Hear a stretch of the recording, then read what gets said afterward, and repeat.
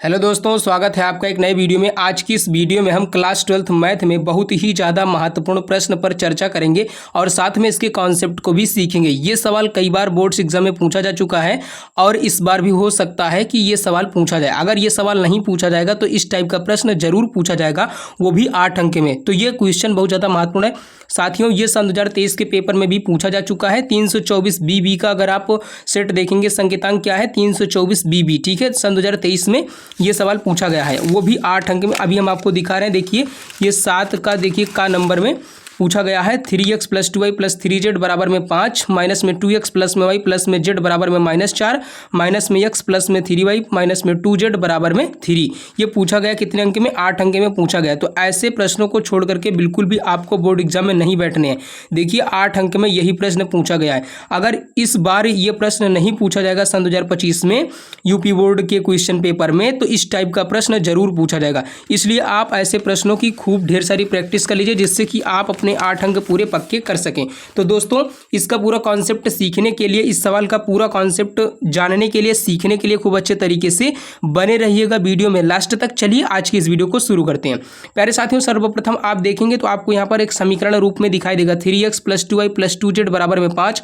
उसके बाद में दूसरा समीकरण दिया गया है माइनस में 2x प्लस में y प्लस में z बराबर में -4।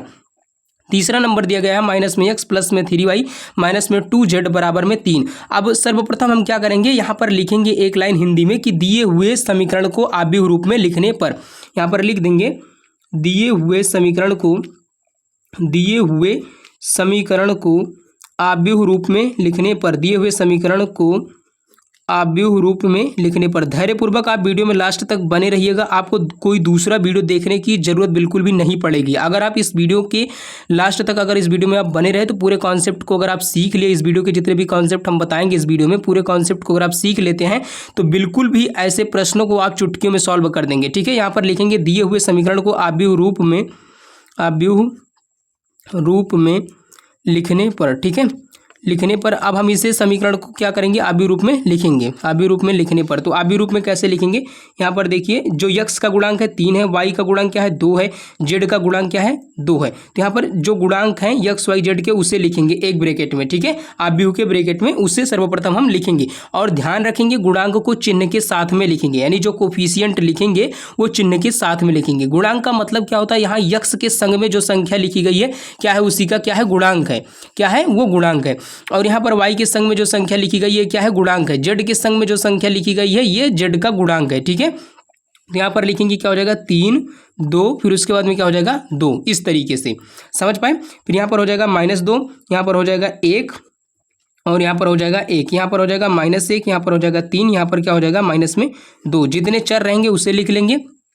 चर क्या है x y और z। फिर उसके बाद में जितने अचर रहेंगे उससे लिख लेंगे। अचर को एक ब्रैकेट में लिखेंगे 5 माइनस में 4, फिर उसके बाद में क्या लिखे गए हैं 3 लिखे गए हैं। इस तरीके से लिखेंगे। फर्स्ट वाले ब्रैकेट में क्या लिखेंगे, जितना कोफिशिएंट दिया गया है उसे लिख लेंगे। उसके बाद में क्या करेंगे, यहाँ पर 3z है, ठीक है, ध्यान दीजिएगा क्वेश्चन पेपर में भी 3z लिखा गया है, हम यहाँ पर जो है 2z लिख दिए हैं। अभी दिखा रहे हैं आपको क्वेश्चन पेपर में 3z लिखा गया है, ठीक है। यहाँ पर आप ध्यान दीजिएगा, क्वेश्चन में आप देखिए यहाँ पर 3x + 2y प्लस में 3z दिया गया है। ध्यान से देखिए आप क्वेश्चन को, यहाँ पर क्या है 3x प्लस में 2y प्लस में 3z बराबर में 5। हम यहाँ पर क्या लिख दिए हैं 3x + 2y प्लस में 2z लिख दिए। ये क्या है 3z है, ठीक है। तो यहाँ पर बना लेंगे 3 लिख देंगे, ठीक है। तो यहाँ पर हो जाएगा 3 फिर 2 3, फिर उसके बाद में -2 1 1 1, फिर -1 3 और उसके बाद में -2, ठीक है। अब क्वेश्चन को सॉल्व करेंगे आसान तरीके से। देखिए अब हमने यहाँ पर क्या किया, फर्स्ट स्टेप आपका है कि दिए हुए समीकरण को आव्यूह रूप में लिखने पर हमने लिख दिया। अब क्या करेंगे, इसकी तुलना करेंगे a × x बराबर में b से, ठीक है। तो यहाँ पर हो जाएगा x बराबर a इनवर्स इंटू में क्या हो जाएगा b हो जाएगा। ये कैसा हुआ अभी हम आपको समझा रहे हैं, ये कैसे हुआ अभी समझा रहे हैं। देखो यक्स के साथ में ए क्या है, गुणे में है ना, तो a × x बराबर में b था, तो यक्स बराबर में क्या हो जाएगा, जब इस a को इधर पक्षांतर करेंगे तो क्या होगा, यहाँ पर गुणे में था, इधर आएगा भाग में हो जाएगा, तो हो जाएगा 1/a इंटू में क्या हो जाएगा b। a की घात क्या है 1 है, जब ऊपर जाएगा तो -1 हो जाएगा। यक्स बराबर हो जाएगा a इनवर्स इंटू में b। इस तरीके से यक्स बराबर क्या आ गया, ए इनवर्स इंटू में बी। इसे समीकरण नंबर 1 मान लेंगे। क्यों समीकरण नंबर 1 मान रहे हैं, अभी आपको आगे समझ में आने वाला है, ठीक है। अब यहाँ पर क्या करेंगे, यहाँ पर लिखेंगे आव्यूह ए बराबर, जब हम यहाँ पर तुलना करेंगे तो क्या मिलेगा, आव्यूह ए बराबर मिलेगा हमें 3 2 3, फिर उसके बाद में -2 1 1, फिर उसके बाद में -1 3, फिर उसके बाद में -2। ठीक है, अब यहाँ पर इसका हम सारणिक ज्ञात करेंगे। ठीक है, डिटर्मिनेंट ऑफ ए फाइंड करेंगे। इसको क्यों करते हैं अभी इसको भी हम समझाएंगे। ठीक है, यहाँ पर सारणिक ए का मान ज्ञात करेंगे तो यहाँ सारणिक रूप में इसे लिखेंगे क्या है 3 2 3, फिर -2 1 1, फिर उसके बाद में -1 3 माइनस में 2। ठीक है, अब इसका सारणिक मान ज्ञात करेंगे। यहाँ पर हो जाएगा सारणिक ए बराबर में, अब इसका एक्सपेंशन करेंगे। देखिए ये जो दिया गया है ये क्या है, पंक्ति है। इसे क्या कहेंगे, जो ये ऐसे पड़ी रेखाएं हैं इन्हें कहते हैं पंक्ति, और जो खड़ी रेखाएं हैं इन्हें क्या कहते हैं, स्तंभ कहते हैं। पंक्ति को इंग्लिश में क्या कहते हैं, रो कहते हैं। ठीक है, पंक्ति को इंग्लिश में क्या कहते हैं, रो कहते हैं। और रो का जो फर्स्ट लेटर होता है आर होता है, इसलिए पंक्ति को आर से प्रदर्शित करते हैं, डिनोट करते हैं, निरूपित करते हैं, व्यक्त करते हैं। ठीक है, किसी भी शब्द से आप इसे जान सकते हैं। फिर उसके बाद में ये जो खड़ी रेखाएं हैं इन्हें क्या कहते हैं, ऊर्ध्वाधर जो रेखाएं हैं इन्हें कहते हैं स्तंभ। ठीक है, यानी कि जो वर्टिकल लाइन है इन्हें क्या कहते हैं, स्तंभ कहते हैं। और स्तंभ को इंग्लिश में क्या कहते हैं, कॉलम कहते हैं। क्या कहते हैं, कॉलम कहते हैं। कॉलम का जो फर्स्ट लेटर होता है सी होता है, इसलिए स्तंभ को किससे लिखते हैं, सी से लिखते हैं। ठीक है, स्तंभ। तो इस तरीके से आप समझ लीजिए। और ये जितने भी यहाँ 3 है 2 है 1 है, ये सब क्या है, इस सारणी के क्या है, घटक हैं, अवयव हैं, तत्व हैं, एलिमेंट है, कंस्टिट्यूएंट है। समझ गए। अब यहाँ पर हम लिखेंगे C1 के सापेक्ष प्रसार करने पर, या R1 के सापेक्ष, यहाँ पर पहली पंक्ति के सापेक्ष हम प्रसार कर देना है। ठीक है, तो यहाँ पर लिखेंगे जब पंक्ति के सापेक्ष प्रसार करेंगे तो पंक्ति को किससे लिखते हैं, R से लिखते हैं। पहली पंक्ति के सापेक्ष प्रसार कर रहे हैं इसलिए यहाँ पर लिखेंगे R1 के सापेक्ष प्रसार करने पर। यहाँ पर ऐसे लिख देंगे R1 के सापेक्ष, यानी कि R1 के रेस्पेक्ट में या सापेक्ष में प्रसार करने पर। प्रसार को और भी नामों से जानते हैं, जैसे कि एक्सपेंशन करने पर। ठीक है, विस्तार करने पर, प्रसार करने पर। अब यहाँ पर जब प्रसार करेंगे तो यहाँ पर लिख देंगे 3, फिर उसके बाद में इस प्रकार से सारणी का ब्रैकेट बनाएंगे। अब जिस तत्व के जो है सापेक्ष प्रसार करेंगे, जिस लाइन के सापेक्ष, जिस अवयव को पकड़ रहे हैं उसके पूरे जो है पंक्ति को छोड़ देंगे और उसके पूरे स्तंभ को छोड़ देंगे। क्या बचेगा, उसे लिखेंगे 1 बचा, 3 बचा, 1 बचा, माइनस में 2 बचा। ठीक है, अब उसके बाद में ये देखिए पहली पंक्ति हो गया, पहला स्तंभ हो गया। ठीक है, इस जो ये तत्व है कैसी पंक्ति में स्थित है, पहली पंक्ति में स्थित है, और ये पहले स्तंभ में स्थित है। तो पंक्ति कैसी हुई, पहली, और स्तंभ कैसा हुआ, पहला। तो पंक्ति और स्तंभ का योग क्या आया, 2 आया। जब पंक्ति और स्तंभ का योग सम आता है तो सारणी के आगे जो चिन्ह लगता है वो धनात्मक का चिन्ह लगता है। ठीक है, धनात्मक चिन्ह लगता है। लेकिन जब पंक्ति और स्तंभ का योग विषम आता है तो चिन्ह कैसा लगता है, ऋणात्मक लगता है। अगर यहाँ पर 3 आ जाता तो चिन्ह क्या लगा देते, ऋणात्मक लगा देते सारणी के आगे। अभी इसके पूरे कॉन्सेप्ट को डिटेल में आगे समझेंगे। ठीक है, यहाँ पर देखो प्लस का चिन्ह हो गया, फिर उसके बाद में यहाँ पर लगाएंगे -2, फिर उसके बाद में ये वाली पूरी पंक्ति छोड़ देंगे, यानी जिसमें 2 आएगा वो वाली पूरी पंक्ति छोड़ देंगे और वो वाला पूरा स्तंभ छोड़ देते हैं। ठीक है, यानी कि जो यहाँ पर अवयव 2 लिखा गया है, जो ये घटक है इस सारणी का, अगर हम इस 2 वाले घटक को पकड़ रहे हैं तो इस घटक की पूरी पंक्ति को छोड़ देते हैं और इस घटक के पूरे स्तंभ को छोड़ देते हैं। क्या बचा, -2, -1, फिर 1 बचा, फिर उसके बाद में -2 बचा। ठीक है, इस तरीके से फिर प्लस में 3 लिखेंगे और यहाँ पर अब जब 3 वाला पकड़ रहे हैं तो 3 वाली पूरी पंक्ति छोड़ देंगे, 3 वाला पूरा स्तंभ छोड़ देते हैं। क्या बचा, उसे लिखेंगे -2 बचा, -1, फिर उसके बाद में 1 3, इस तरीके से। समझ पाए आप। यहाँ पर देखिए 3 लिखेंगे इंटू, अब इसका इस तरीके से गुणा कराते हैं, क्या हो जाएगा, -2 हो जाएगा, और इधर इसका गुणा कराएंगे तो कितना हो जाएगा, -3। लेकिन सूत्र में बीच में माइनस आता है इसलिए यहाँ पर क्या हो जाएगा, प्लस हो जाएगा। ठीक है, 3 1 के 3 हो जाएगा। फिर उसके बाद में क्या लिखेंगे, यहाँ पर क्या लिख देंगे, अब उसके बाद में -2 लिखेंगे। -2 लिखने के बाद में आगे क्या करेंगे, यहाँ पर देखिए यहाँ पर कितना आ जाएगा, 1 आएगा। कैसे 1 आएगा, देखो हम समझा रहे हैं।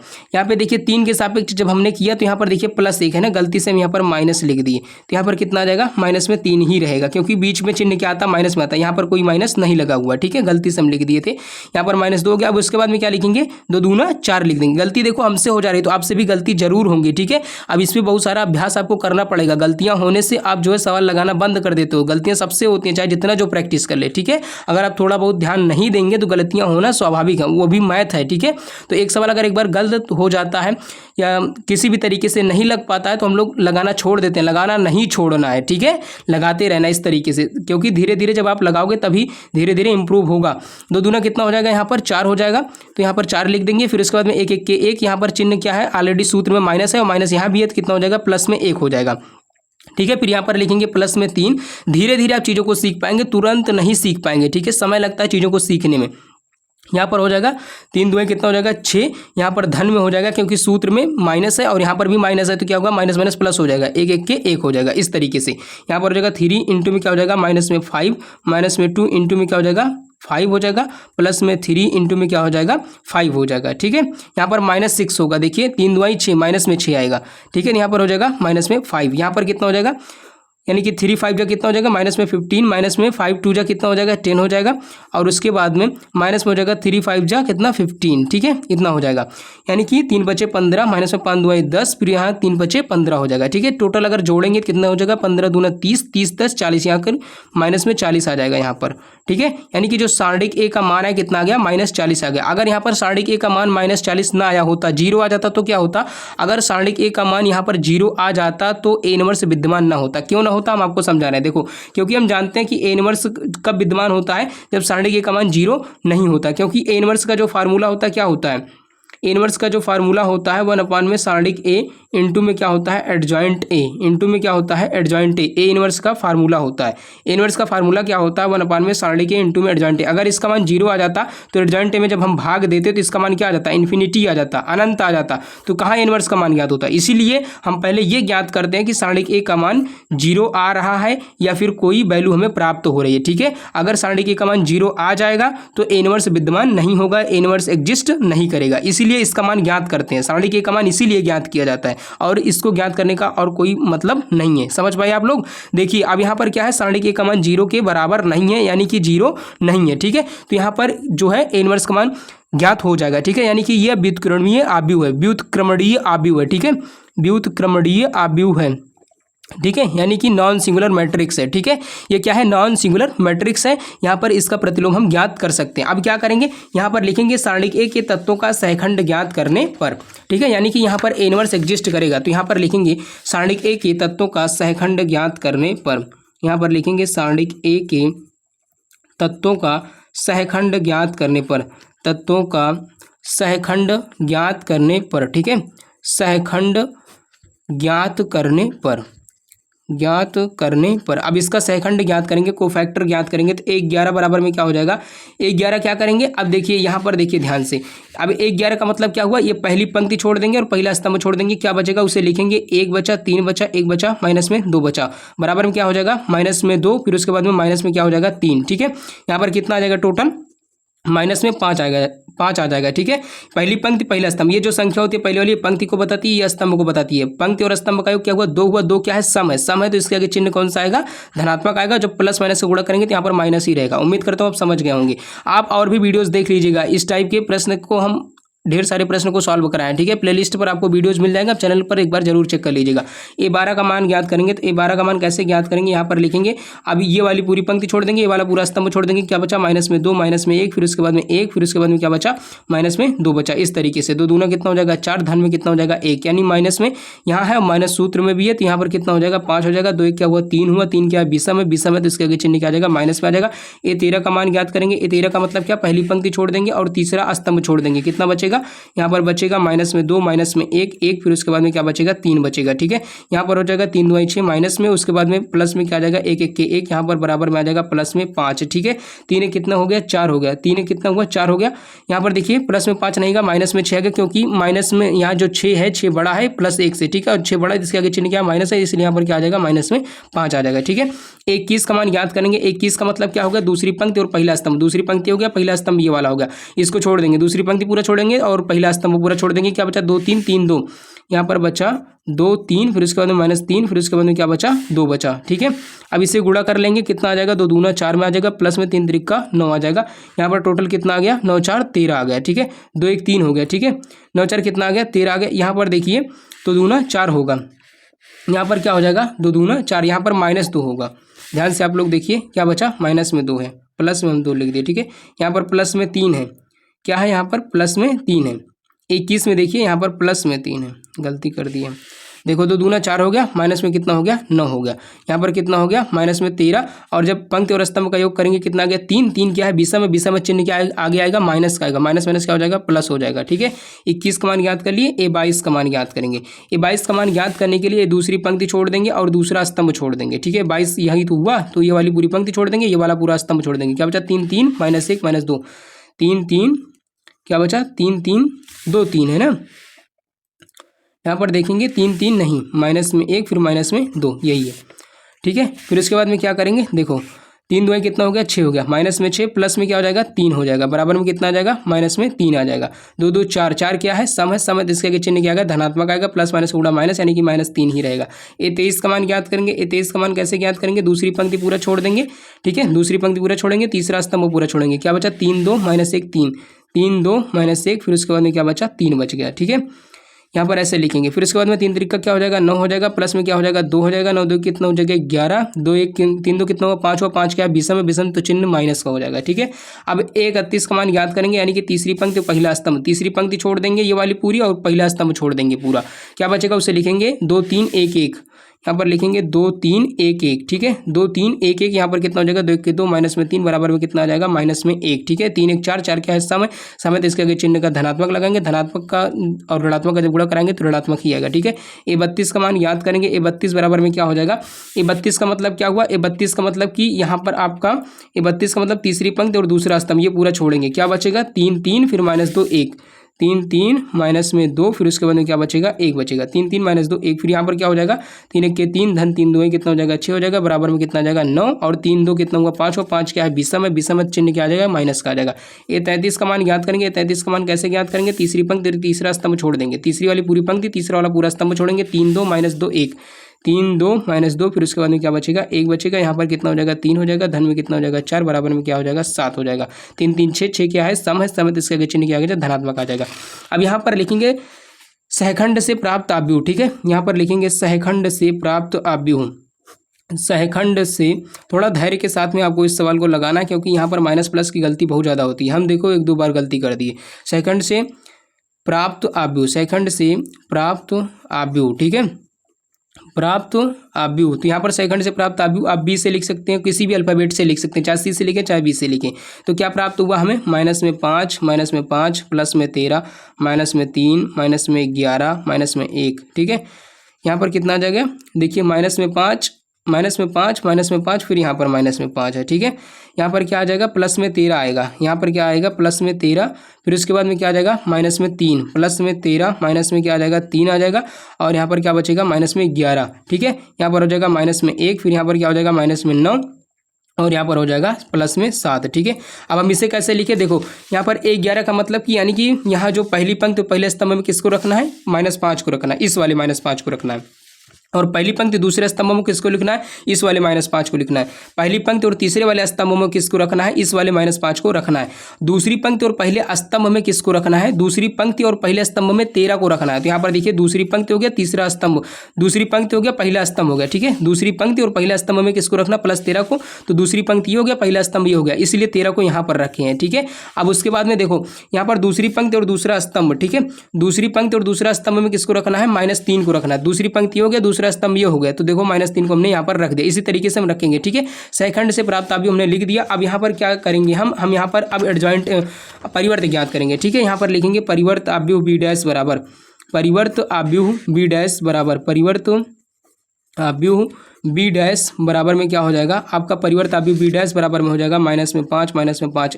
परिवर्त आव्यूह में क्या करते हैं ध्यान से समझिए, जो ये पड़ी रेखाएं हैं इनको खड़ी रेखाओं में और जो खड़ी रेखाएं इनको पड़ी रेखाओं में, यानी कि पंक्तियों को स्तंभों में और स्तंभों को पंक्तियों में चेंज कर देते हैं, ठीक है। यहाँ पर क्या हो जाएगा -5 हो जाएगा, फिर उसके बाद में 13, फिर उसके बाद में -3, फिर उसके बाद में -11, ठीक है, फिर यहाँ पर -1 -9 और उसके बाद में 7 हो जाएगा। इस तरीके से आपका परिवर्त आव्यूह हो जाएगा। अब यहाँ पर एडजॉइंट ए ज्ञात करेंगे, सहखंडज आव्यूह एडजॉइंट ए बराबर में क्या हो जाएगा बी का डैश, वही जो आया हुआ है, ठीक है। तो यहाँ पर एडजॉइंट ए बराबर में हो जाएगा क्या आ जाएगा आपका वही -5 फिर उसके बाद में 13 -3 माइनस में क्या हो जाएगा 11 -1 -9 और यहाँ पर हो जाएगा 7, ठीक है। इस तरीके से आपका एडजॉइंट ए हो जाएगा। गर्मी बहुत ज़्यादा और ये पसीना खूब हो रहा है, ठीक है, इसलिए थोड़ा वीडियो बनाने में प्रॉब्लम आ रही। देखो -1 -9 और उसके बाद में 7 हो गया, ठीक है, आपका एडजॉइंट ए आ गया। अब इनवर्स का मान कैसे ज्ञात करेंगे, इनवर्स का फार्मूला क्या होता है 1/में सारणिक ए इंटू में क्या हो जाएगा एडजॉइंट ए, ठीक है, एडजॉइंट ए। तो यहाँ पर सारणिक ए का मान कितना आया 1/-40, क्या आया हुआ है 1/-40 इंटू एडजॉइंट ए का मान कितना -5 13 -3 11 और यहाँ पर कितना हो जाएगा -1 -9 फिर यहाँ पर कितना हो जाएगा 7 हो जाएगा। इस तरीके से आपका ए इनवर्स का मान आ गया। अब यहाँ पर लिखेंगे ए इनवर्स का मान सारणिक 1 में रखने पर, ठीक है, यहाँ पर लिखेंगे ए इनवर्स का मान सारणिक 1 में रखने पर, ए इनवर्स का मान समीकरण नंबर 1 में रखने पर, ठीक है, समीकरण नंबर 1 में रखने पर, 1 में रखने पर, अभी जो हमने बनवाया हुआ था आपको समीकरण नंबर 1, ये अब यहाँ पर काम आएगा उसका। देखो समीकरण नंबर 1 में रखेंगे ए इनवर्स का मान। समीकरण नंबर 1 हम कहाँ बनाए थे, देखिए यहाँ पर बनाए थे ए इंटू एक्स बराबर में बी, तो एक्स बराबर ए इनवर्स इंटू में बी क्या था, एक्स बराबर ए इनवर्स इंटू में क्या था, बी था। ये आपका समीकरण नंबर 1 था। यहाँ पर मान रखेंगे तो एक्स बराबर ए इनवर्स का मान कितना आ गया, 1/-40, यहाँ पर कितना आ गया, -5 -5 13 -3 11, ठीक है, यही तो है। फिर उसके बाद में -1 -9, फिर उसके बाद में क्या है आपका 7 है, ठीक है, -11 है, ध्यान रखिएगा यहाँ पर क्या है -11 है।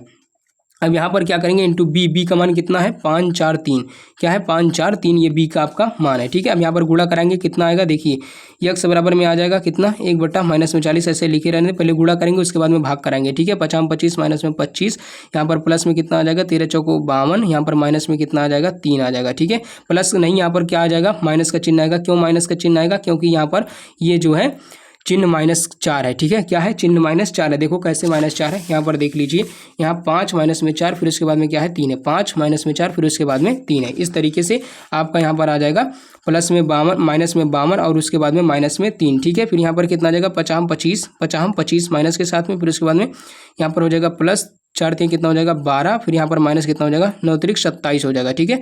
50 25 माइनस में हो जाएगा, फिर उसके बाद में क्या हो जाएगा प्लस में 11 चौक 44, प्लस में क्या हो जाएगा 7 3 21।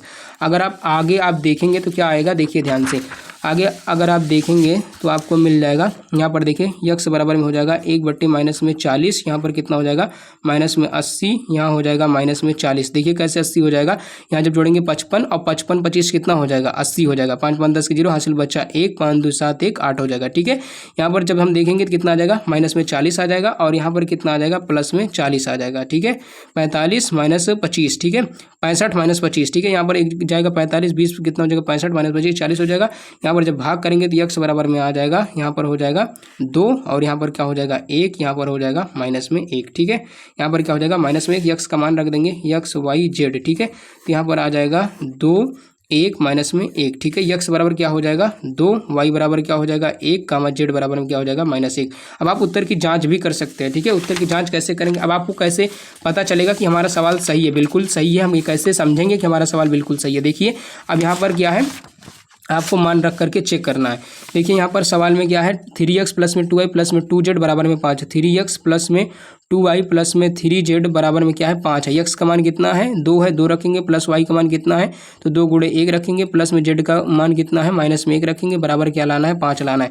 3 2 6 प्लस में 2 1 के 2 माइनस में 3 बराबर में क्या है 5। फिर यहाँ पर कितना आ जाएगा 4, यहाँ पर कितना आ जाएगा 3 2 कितना होगा 6, 2 1 के 2, और यहाँ पर कितना हो जाएगा 6 2 8, कितना होगा 6 2 8 माइनस में 3 बराबर में क्या हो जाएगा 5, यहाँ पर 5 बराबर में 5। LHS बराबर RHS आ रहा है, LHS बराबर RHS आ रहा है, तो इसका मतलब हमारा सवाल क्या है बिल्कुल सही है। इस तरीके से दोस्तों अगर आप लगाएंगे तो 8 अंक आपको पूरे दिए जाएंगे, यही आपका आंसर हो जाएगा, ठीक है। तो उम्मीद करता हूँ कि आपको पूरे कॉन्सेप्ट को सिखा पाएंगे। आप लोग एक बार चैनल की प्लेलिस्ट जरूर चेक कर लीजिएगा, वहाँ पर क्लास 12 के सभी विषयों की तैयारी खूब अच्छे तरीके से कराई जा रही है।